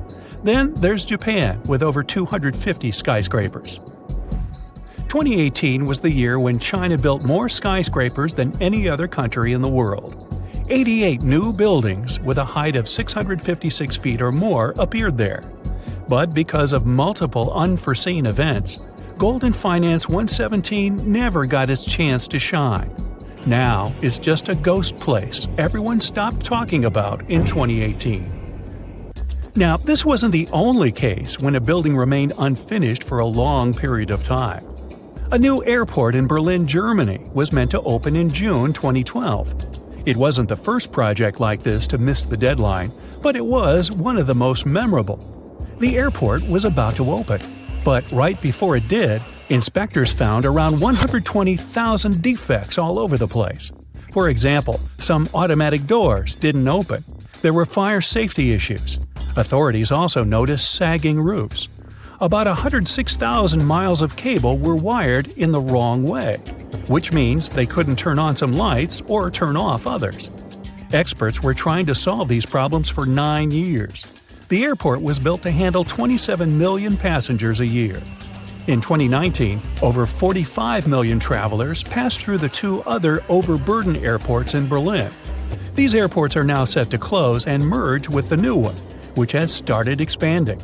The original budget for the whole project was more than $8.2 billion, but it's likely to increase in the next few years. The idea occurred back in 1990, and it took 6 years just to find the right spot to build the airport. The official construction didn't start for another decade. The original code for this airport also needed to be changed since it was already in use by an airport in India. But if you design an airport in the early 2000s, will it even be compatible with the travel habits and technology in 2020 and beyond? Also, there isn't enough space for all the planes that are supposed to be there. And still, since 2020, the airport has been open and growing bigger. Meanwhile, a tower in Krakow, Poland, got the nickname Skeleton. It stood proud and tall, but its unfinished carcass indeed looked like a skeleton. At 300 feet, it's one of the tallest buildings in Krakow. The project started in 1975, but stopped because of some difficulties in the country that occurred at that time. The tower remained abandoned for a long time and changed owners several times. It was often wrapped in advertising billboards. Luckily, it didn't remain unfinished. In 2016, the latest reconstruction process started. The main goal was to turn the skyscraper into a modern office building. It's completed now. The tower consists of 5 office buildings, together with the main one in the center. Architects found inspiration in styles from the 1920s and 30s. There's a terrace at the top. In the future, a museum of the history of the building might appear in the skyscraper. And here's one more ghost tower, this time in Bangkok, Thailand. From the outside, you'd say it's just another part of Bangkok's skyline. The skyscraper is around 75% completed. But once you take a closer look, you'll see there are plenty of interior structures missing. It was supposed to be a luxury building, but right now it's just another abandoned skyscraper. It's surrounded by a fence and doesn't look safe. The walls are covered with graffiti and there's no electricity. The building stands there as a reminder of what it could have become and draws the attention of urban explorers from all over the world. The construction process stopped when the crisis started, and now only occasional adventurers visit the site to enjoy the magnificent view of the city and the river. There are many myths around arguably the greatest structure ever built by humans, the Great Wall of China. Some say it's so grand that it's visible from space. Others claim that you can see it from as far as the moon. Other theories suggest that the builders of the wall were left inside. Well, sorry to disappoint you, but all these impressive stories are just myths. But even with those stories busted, the Great Wall of China is an impressive and truly breathtaking structure. So let me tell you its true story. Today, China is one of the most populated countries in the world, counting as many as 1.4 billion residents. It's also one of the oldest nations in the world. It has 3,500 years of continuous written history, but the civilization existed long before that. There is a theory that while the European continent, for example, was most likely reached by humans from Africa, China wasn't populated by settlers that came from somewhere else. Some people believe that the Chinese civilization got formed from local Stone Age people who lived on the territory since the prehistoric period. So now, the Great Wall of China. It's truly big even by today's standard, stretching for over 13,000 miles. To imagine it better, it's almost 5 times the distance between New York and Los Angeles, or even a bit greater than the distance between the North and South Poles. Even in modern times, people have never built anything close to this big. Of course, it didn't take a day to build the Great Wall of China. 2? Keep going. In fact, the wall was being built for centuries. Maybe you know that ancient cities had walls around them to protect themselves from invaders. Yes, Chinese cities had them too. The first Chinese emperor united the country in 220 BCE and got a brilliant but very ambitious idea to turn all city walls into one big wall that would defend the country's border against attacks from the north. A trusted general directed the construction, enrolling a big group of workers, soldiers, commoners, and convicts. Back then, the wall was built of rammed earth and wood. In some places that were strategically important, the sections of the wall overlapped to provide maximum security. The walls were around 26 feet high on average. But the Great Wall didn't yet look like the construction we know today. Every next emperor would pick up the Big Wall project, strengthening and extending it, repairing, but also modernizing construction techniques. Some used bricks to build it, others moved on to granite and marble blocks. Watchtowers and platforms weren't there from the beginning as well. They were added by Ming emperors. The watchtowers made it possible to communicate with other parts of the wall through smoke and fire messages. So, the wall is quite inconsistent in terms of material, but it only adds more charm to the construction and shows how much effort and time it took. The reasons why some parts of the wall have been standing for centuries and are still in good condition is glutinous rice flour. Turns out, this sticky rice mortar is almost like cement. It's very strong and waterproof, sealing the bricks so tightly together that even sneaky weeds can't grow between them. You may also notice that some bricks have writings carved on them. They were left by the workers who were building the wall. The purpose of those writings is quality assurance. They contain such information as location, quantity, and responsible officials. So, in the case of some problems with the quality of materials or constructions, it would be known who should be held accountable for it. Recently, a research group has looked through official historical documents of the Ming Dynasty that ruled China from the 14th to the 17th centuries.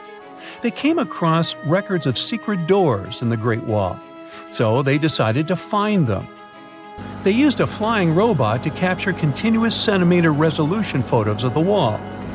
They photographed 90% of the wall that was built during the Ming Dynasty and discovered the remains of over 220 secret doors along the wall. Some of them have a specific width and height that allows only one person to go through. Others are large enough to allow 2 horses to pass at the same time. Why are the doors there? Well, the Great Wall's main goal was to protect the country from the enemy. Building doors that could let the enemy in would undermine the whole point of having a wall. So, of course, the doors were secret passages. They perfectly matched the surroundings topographically, and the exit on the outside was camouflaged with bricks so that it was almost completely indistinguishable from the brick wall. The wall was never just a defensive wall, and it was never completely closed. It could be opened on demand. It was also a structure used for trade and commerce, communication between inside and outside the wall, and of course, for defense and spying. Some doors were used for trade with the other side. Through smaller doors, a person would sneak out to spy on the enemy that lived on the other side. The hidden gates were also useful for a sudden attack. As you remember, some gates were camouflaged with brick on the outside. The exit was so indistinguishable that the enemy had no idea exactly where it was located. The inside entrance for Chinese soldiers was hollow, so they could walk through the wall and break the camouflaged exit gate from the inside, starting their surprise attack. Now, even though the main point was to prevent outsiders from getting into the city, the wall wasn't too effective on that matter. It could still be climbed over or marched around. So the wall was being watched at all times, and the guards gave signals to the troops if they saw the enemy approach. Also, the wall provided more time to mobilize and bulk up the country's forces or lure the enemy troops into a difficult strategic position. The construction stopped at the end of the 19th century. The wall lost its strategic and military importance due to technological advances. Over the centuries to today, only 8% of the Great Wall is in good condition, and the rest is damaged. Also, around 1/3 of the wall has disappeared without a trace, due to both natural erosion and human damage. I guess you could say it's now just a pretty good wall. As you remember, the first parts of the wall were built out of rammed earth and wood. These are not the most unfailing materials if we're talking about thousands of years. Also, destructive farming methods have turned large areas into a desert and contributed to erosion. Also, many bricks were taken away from the wall in the last century to be used in building farms and houses. The wall is being deconstructed stone by stone even today, but this time by tourists. Quite a few of them take a stone as a souvenir. That's a total of a lot of stones, considering that over 10 million tourists visit the Great Wall every year. Since 1987, the wall has been a UNESCO World Heritage Site, highlighting that it has an outstanding importance to humanity. The wall is one of China's 56 World Heritage Sites, second place among countries with landmarks protected by UNESCO. Who's first, you ask? Well, the top spot, with 58 World Heritage Sites, belongs to Italy. And do you know that the wall isn't only a famous tourist attraction, but also the location of the Great Wall Marathon? It's a marathon that was established in 1999 and is one of the most challenging ones in the world. You guessed right, people run along the wall, including all the steps. There are 3 distances, so that participants can run a full marathon that is 26 miles, a half marathon that's 13 miles, or just have a fun run of 5 miles. You're standing in the middle of a vast, empty desert in Saudi Arabia. But in the middle of that emptiness, 2 enormous mirrored skyscrapers rise side by side, in perfect parallel to each other. This isn't just some sci-fi concept, it's the Line, the centerpiece of Saudi Arabia's boldest urban project yet. Now, Saudi Arabia is already home to some of the most ambitious architecture in the world, from Riyadh's King Abdullah Financial District to the iconic Abraj Al Bayt Towers in Mecca. They've been working hard for years. But the Line is in a league of its own. This project was announced in 2021, and it is part of a larger vision for the country's future called NEOM, a $500 billion mega project designed to redefine how people live, work, and interact with the environment. I mean, what could go wrong, right? Well, I don't know. But Nadmi Al Nasser, the longtime chief executive of the ambitious project, has recently departed. Suspicious. Even more so because NEOM's statement issued soon after did not give any plausible reason for his departure. Then, the Line project itself was originally expected to cost around $200 billion. But by 2024, that number had skyrocketed to a mind-blowing $2 trillion. That's about twice Saudi Arabia's entire GDP. And if you ask independent experts, they think it could end up costing even more. At first, the plan was to build about 10 miles of the project and have 1.5 million people living there by 2030. By now, the expectations are way more modest. Only just under 1.5 miles are likely to be done by 2030, with fewer than 300,000 residents. The project has come across a lot of problems along the way. Engineering issues and management problems have caused major delays, and progress hasn't been as fast as hoped. And now, let's figure out what exactly is the Line. It's a literal city made up of two parallel skyscrapers, each towering 1,640 feet high. That's higher than almost all the tallest skyscrapers in the world. These skyscrapers are 656 feet wide and stretch for a mind-boggling 106 miles across the northwest of Saudi Arabia, right near the Red Sea. The most astounding thing? The entire city is actually within this one structure. There are no cars, no roads, no emissions. But we'll go into detail a bit later. The complex is supposed to house 9 million people, and all of this running entirely on clean energy. Such a project aligns perfectly with Saudi Arabia's ambitious Vision 2030 plan. The outside of the skyscrapers will be covered in mirrors that will reflect the surrounding desert landscape, creating an almost seamless blend between the city and its surroundings. Inside, there will be lush parks, cascading waterfalls, flying taxis, and even robot helpers to take care of everyday tasks. They're also planning to make an artificial moon as part of the city's design. One more thing that makes the Line so unique is its design. Unlike traditional cities that spread out horizontally, the Line is vertical. Everything, homes, offices, parks, schools, shopping centers, are stacked on top of each other in layers.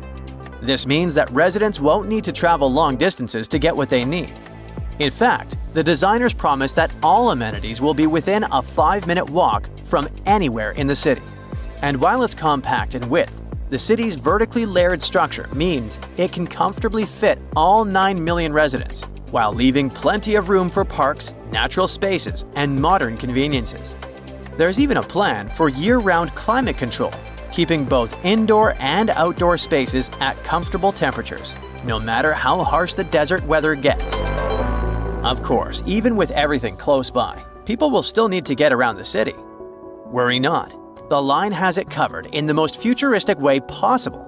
It features a high-speed train system that will travel from one end of the city to the other in just 20 minutes. That's 106 miles in 20 minutes with only 4 stops along the way. Imagine being able to get anywhere in the city faster than you could drive across town in most places today.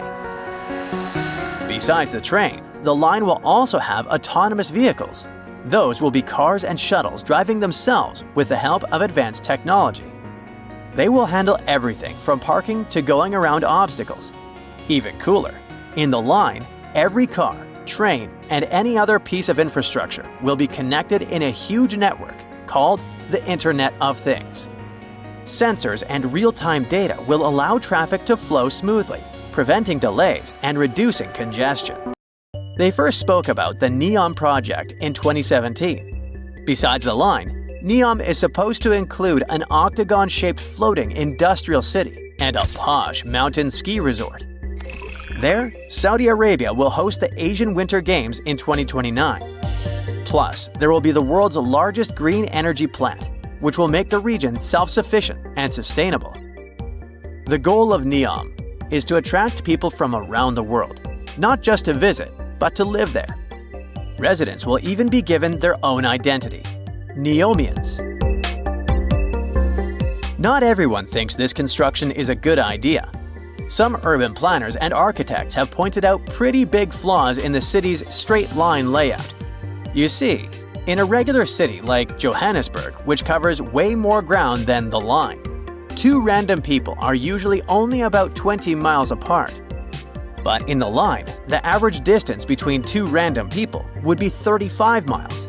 That's almost double, even though the Line's overall area is way smaller. This setup could make it harder for people to connect socially and might be a pain to navigate, even with a high-speed train zipping through it. Now, they promise that every resident will have everything they need within a 5-minute walk, but there are doubts too. People wonder if living in a super compact, stacked-up design might end up feeling claustrophobic or even too much to handle. As for the whole mirrored exterior idea, it looks pretty cool in renderings. But there's an opinion it could actually mess with the environment. Reflecting all that sunlight in a desert might disturb local wildlife or create unexpected heat issues. The line's high-tech features sound amazing, but they come with their own set of headaches. The city is supposed to run on the Internet of Things tech and autonomous vehicles. Sounds awesome, right? But how are they going to pull that off for a 106-mile-long city? For things to run smoothly, every piece of tech, cars, trains, infrastructure, needs to be perfectly in sync, sharing tons of real-time data. If there's even a tiny glitch, it could throw a wrench into daily life for millions of people. Then there's that high-speed train. It does sound like a dream, but actually building and keeping it running in the middle of a desert is not so easy. The heat, shifting sands, and wear and tear on the tracks could cause big delays and rack up costs pretty quickly. People around the world are questioning if the line is even doable. The first inhabitants were supposed to start living there by 2030, but there are reports about scaling the project back, so that deadline feels like a big stretch. There's also a sustainability issue. The line is supposed to have zero emissions and 100% clean energy. But building something so massive is bound to take tons of resources. With all these challenges, Saudi Arabia is looking into new ways to fund the line and figure out which parts of their Vision 2030 projects to prioritize.